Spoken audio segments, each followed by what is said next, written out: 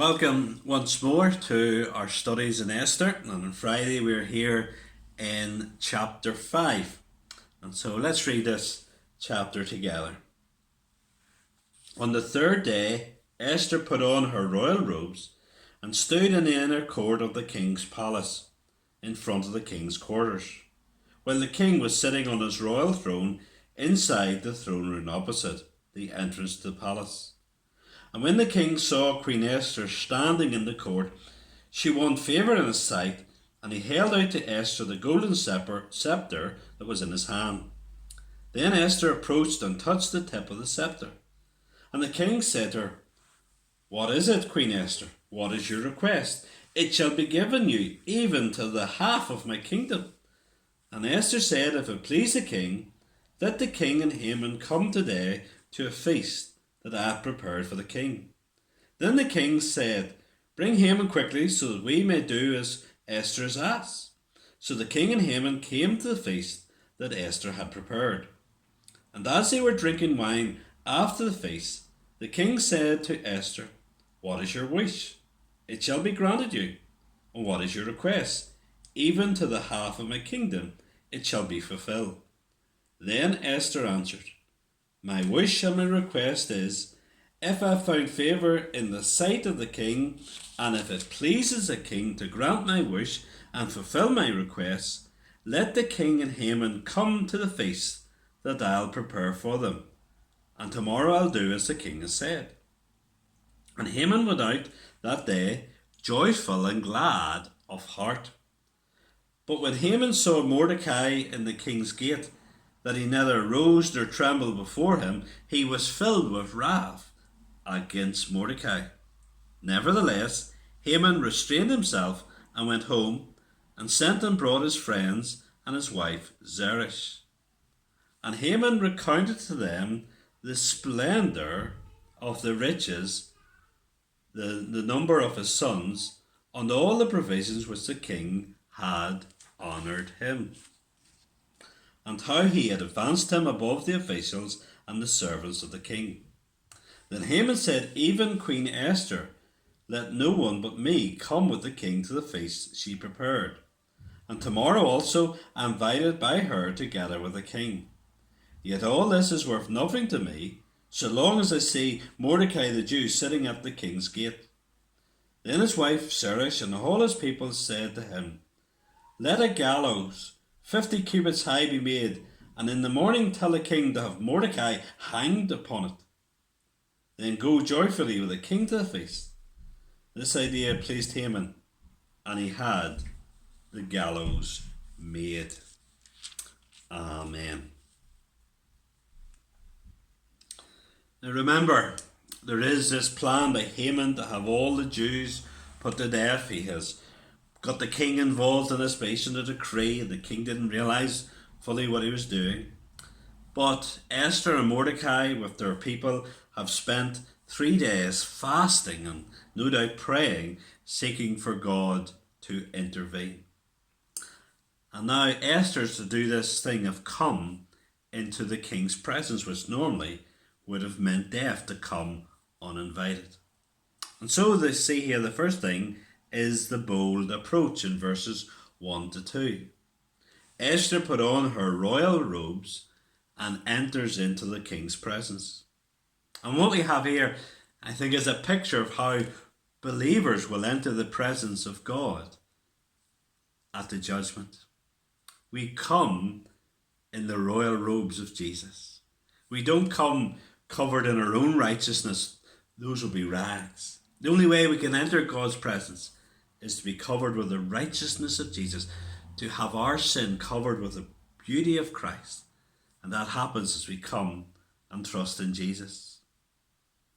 Now, I'm sure Esther's heart must have been pounding as she waits to see what the king would do. But the king raises his golden sceptre, annulling the death penalty and welcoming Esther into his presence. I'm sure Esther's heart was now jumping with joy at knowing that she had been delivered. Oh, may God grant that you would come with such joy into the presence of the King of Kings, that you're ready to come by trusting in Jesus. Oh, on that day when you die, will you be able to come to Jesus' presence with joy and confidence because you've come to know the salvation of Christ? The bold approach. Let's just think of Wesley's hymn, "Bold I approach the eternal throne." To boldly approach the eternal throne, trusting in yourself, you're going as a fool. But you can boldly approach it, confidently approach it, trusting in Jesus. So we have the bold approach, and then we have the wise approach in verses 3 to 8. Esther invites Xerxes and Haman to a banquet in verses 4 to 5. And then at that banquet, she invites them to another banquet the next day. Why the delay? Had she lost her nerve, thinking of gone far enough and afraid of what the king's response if she shares a king? We don't know. But one thing we can be sure about, God's hand was in this. Whether it's her natural reservation or it's her wisdom, God is working in this. And this delay would be absolutely vital as part of God's plan, which we'll see the next day. But then we have the mixed feelings in verses 9 to 14 as we think of Haman. He has wonderful joy at feeling so important, at being invited to this banquet that only he and the king were invited to by Queen Esther. And so he's full of himself, he's proud, but he's so unaware of the danger he's in. And there's so many people who live life today full of happiness, full of pride, and not realizing that the sword of God's judgment could land on them at any moment. Well, you know, for those of us who are Christians, we need to pray that God would convict the unsaved of their danger, of their sin. We need to witness to the unsaved. And if you're not a Christian, do you understand that you're a heartbeat away from eternal judgment? And you could be wiped out like that. Be aware of the danger. Here is Haman, so full of himself, so proud, not realizing that he's going to face judgment shortly. So he has joy at feeling important, but the mixed feelings come. He's anger at feeling snubbed, because then he sees Mordecai once more, and he's furious as he sees this man who will not bow to him. Pride caused Haman to see only himself important, and others were judged according to how they made him feel. Sadly, he hadn't very wise advice from his wife Zeresh and her friends. Basically, they encourage him to act out how he feels, to work for the judgment of Mordecai, to have some gallows built so that Mordecai would be hung on them the next day. Instead of restraining the evil in his heart, they encouraged that evil. And you know, we need to be so careful. Do you listen to the voice that encourages restraint in regards to evil? Or do you listen to the voices that encourage you, go on and just do it? Well, here we have Haman, who would just go on and do it, and it would take him to judgment.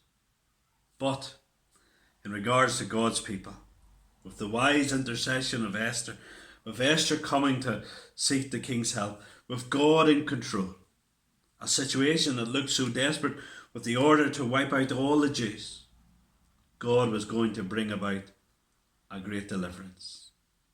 And we'll see something more about that the next time. God bless.